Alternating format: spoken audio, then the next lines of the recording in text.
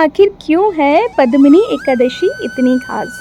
इसका व्रत करने से और इसकी कथा श्रवण करने से क्या पुण्य की प्राप्ति होती है? तो आइए जानते हैं। प्रत्येक 3 वर्ष के बाद अधिक मास रहता है, जिसे पुरुषोत्तम मास भी कहते हैं।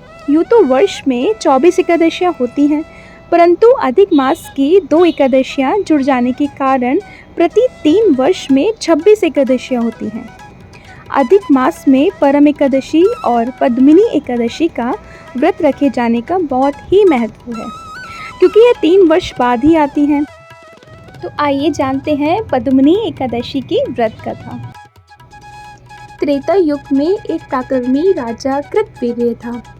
राजा की कई रानियां थीं, लेकिन फिर भी उसकी कोई संतान नहीं थी। संतान प्राप्ति की कामना से राजा ने अपनी रानियों सहित कठोर तपस्या की, लेकिन उन्हें तपस्या का फल प्राप्त नहीं हुआ।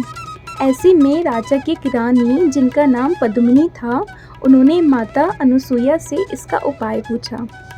तब माता ने उन्हें राजा सहित अधिक मास में शुक्ल पक्ष की एकादशी का व्रत करने के लिए कहा। माता अनुसुईया ने रानी पद्मिनी से कहा कि हर अधिक मास 3 साल में एक बार आता है। अधिक मास के शुक्ल पक्ष की पद्मिनी एकादशी को जागरण करके व्रत रखने से मनोकामना जल्द ही पूर्ण होती है और भगवान विष्णु प्रसन्न होकर पुत्र रत्न की प्राप्ति देते हैं।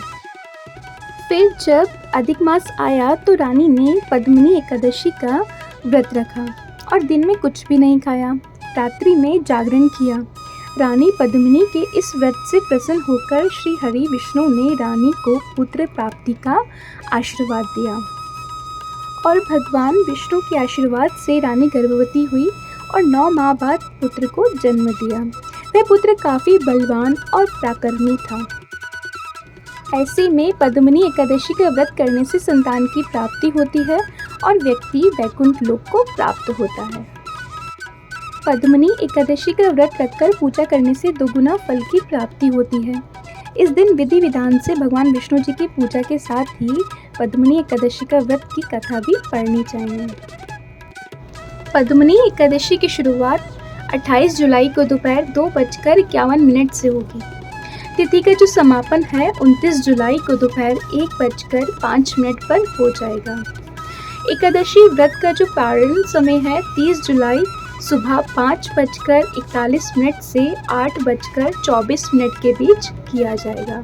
जो व्रत है पद्मिनी एकादशी का वो 29 जुलाई शनिवार को रखा जाएगा।